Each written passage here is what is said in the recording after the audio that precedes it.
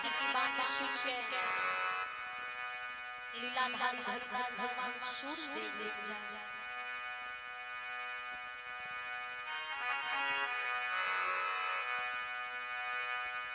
सूर्य देव लोग जाके सूर्य देव से पता पूछे जी यहाँ जुटी बाबू की बायां हाथ की हड्डी चुरावती दिख रही है तो सूर्य देव भी नकार दे कहे हम चक्कर नहीं देखलू ये जुटी बाबू की हड्डी चुरावे हम दिन के मालिक छिए होते शाम हम अस्त भा जाय छिए रात के मालिक चंद्रमा छिए ई बात जा जा चंद्रमा से पूछो भगवान सूर्य देव लोग सच्चा चल भगवान जा चंद्रमा से भगवान जुटी बाबा हड्डी की पता पूछे कभी गोसाई जी दर्शन के लिए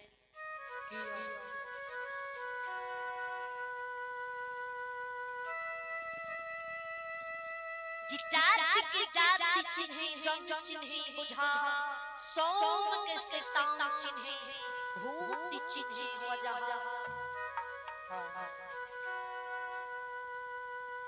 शैतानों से कहती है जो गलती करती है इंसान उसे कहती है जो गलती करके गलती को क्षमा मांग लेते हैं मान उसे कहती है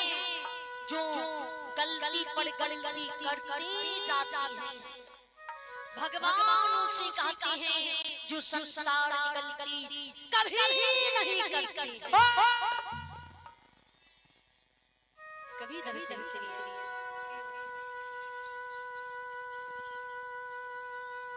उसी वक्त जल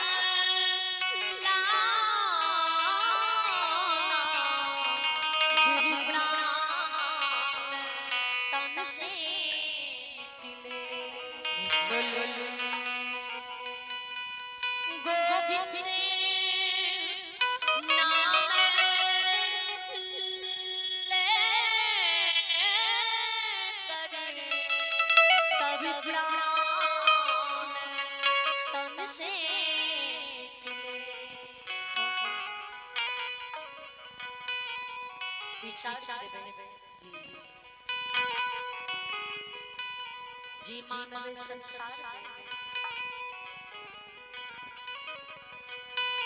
श्रद्धापूर्वक की परमात्मा की भक्ति करिए भेदभाव नहीं करिए समाज में भलाई करिए बुराई नहीं सोचिए नहीं करे धन दौलत का आहे नहीं करे बेटी पुतौ की बुरा नजर से देखिए नहीं आंखों अंग शरीर समांग के गौरव अभिमान करिए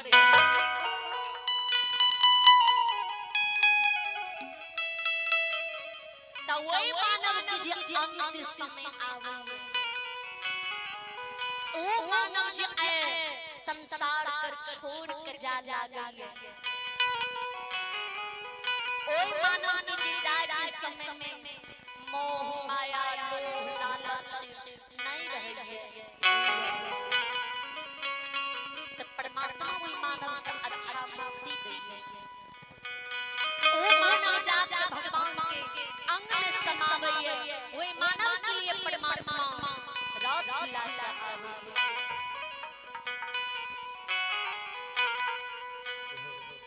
जे मानवीय संसार में समाज में भलाई नहीं करेंगे बुराई सोचिए दूसरा बेटी पुतौ अपना बेटी पुतौ के समान मान सम्मान नहीं करिए बुरा नजर से देखिए दूसरा की धाम दौलत आहैया चोरी डकैती क्या लइया छीन ओछर क्या लइया धर्म की राह में चलिए पाप की राह अपनाइए आठों अंग शरीर समान जवानी की गौरव अभिमान क्या लइया जी कर बरसे गौर से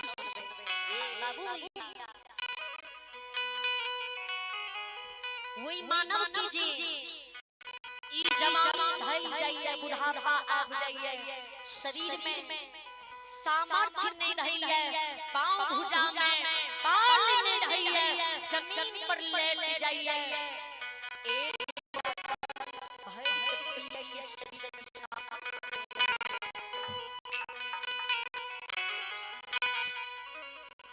वही मानव के देखे हुए बिछावन पर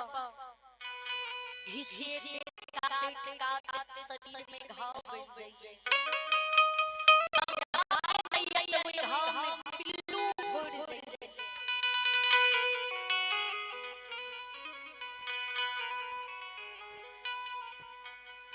अच्छा सी धाम दौलत रहती हुए काम में आवे अच्छा सी बेटा पुतो पोता पोती ना वही मानव के लिए परमात्मा यमराज बन जाए छे यमराज बन कोई मानव के जंजीर में जकड़ के नरक के द्वार लागे छे अब बेसी अधर्मी रहे छे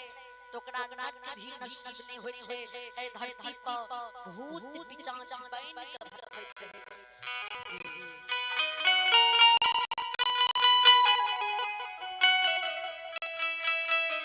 कभी दर्शन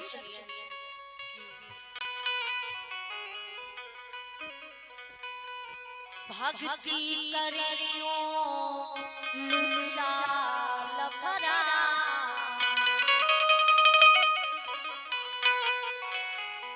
जिनसे भक्ति ना हो धर्म अधर्म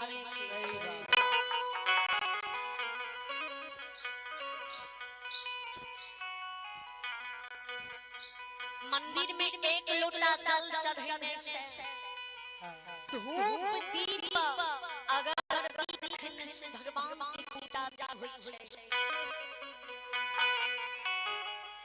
अगर मंदिर में जाके जल चढ़ाबे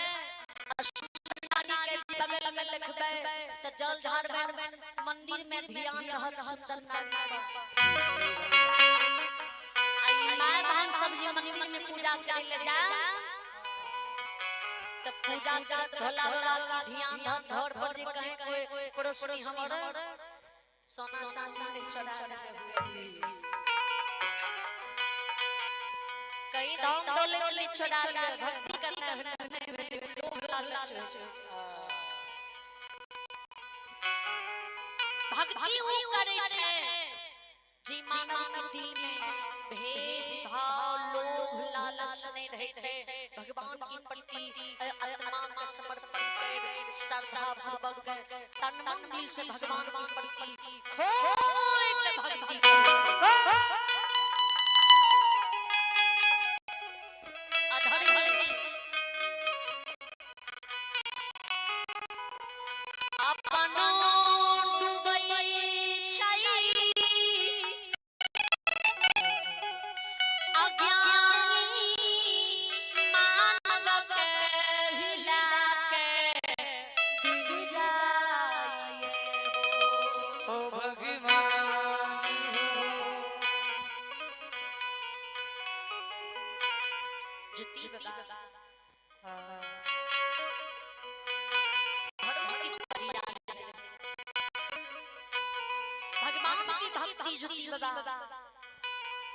दिल खोल कर करे रहे जुती बाबा दिल में भेद भाव लोभ लालच नहीं रहे भगवान का पावे के लिए जुती बाबा गंगा रूपी मां अर्धांगिनी त्रिया पोपी के दुख सुख मोह माया सौर समाज इत्यादि बिराज के दिल्ली में शरीर के मिट्टी में मिला गया, शरीर मिट्टी में मिल गेल रहे, लेकिन ज्योति बाबा का आत्मा भगवान की भक्ति करे रहे। जय भक्ति चुफल आ ज्योति बाबा के दिल्ली में मिल रहे।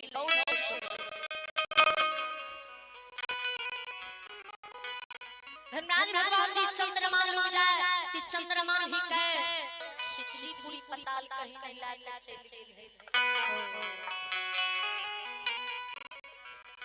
बादल ही की बानी सुन धर्मराज भगवान आकाश पताल धरती एक लगन जाते देवी देवता मानव दानव पशु पक्षी चिड़ै चुनमुन सब से पता लगावे, लेकिन कोई नहीं ज्योति बाबा के हट के पता करे।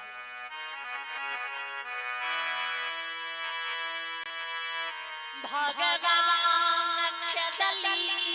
जंजाल में चिचिती होई हनुमान जी के कहे बजरंग बली कोवना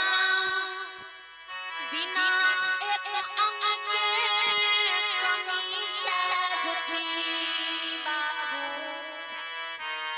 जना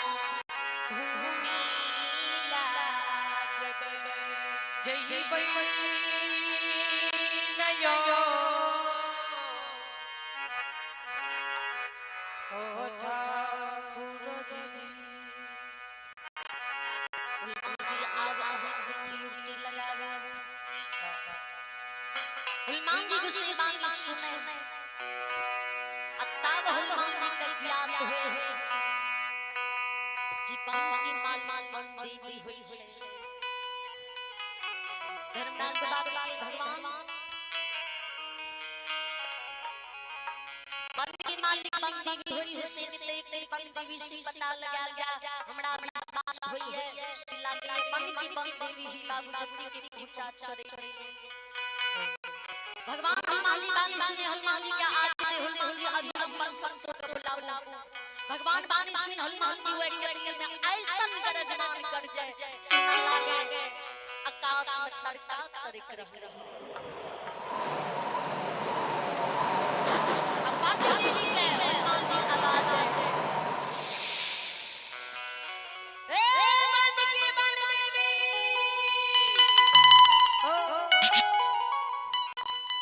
जल्दी से कदली जंगल में हाजिर हो। हनुमान जी बानी सुन से बन देवी तुरंत ही प्रकट हुए। धर्मराज भगवान लगल खाद भाजा धर्मराज बाबा के गुण कारण से हमरा बनल है। धर्मराज बाबा के बन देवी आए कदली जंगल में ज्योति बाबू के आठों अंग शरीर की पूर्ण रहे। तब कदली जंगल में तोरा शरण में छोड़ के गेलियो। ज्योति बाबू के आठों अंग शरीर की हड्डी मिल गेलै है। दहिना हाथ की पहुंचा नहीं मिलै है। नहीं कियो पशु पक्षी देवी देवता मानव दानव जीवा जंतु चिड़ै चुनमुन आकाश धरती बताबै है। अगर तू ज्योति बाबू की हड्डी छोड़ै रही है आ जब तू ककरे छोड़बै रही है तो जल्दी से हमरा पता कर दे।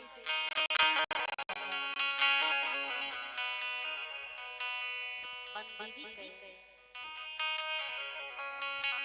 हम ही यहाँ की ज्योति बाबू की हड्डी छोड़े तो धर्मराज बाबा के किया छोड़े कौन कारण से छोड़ी है तो धरती सब सूख जाए आँख से आंसू गिरे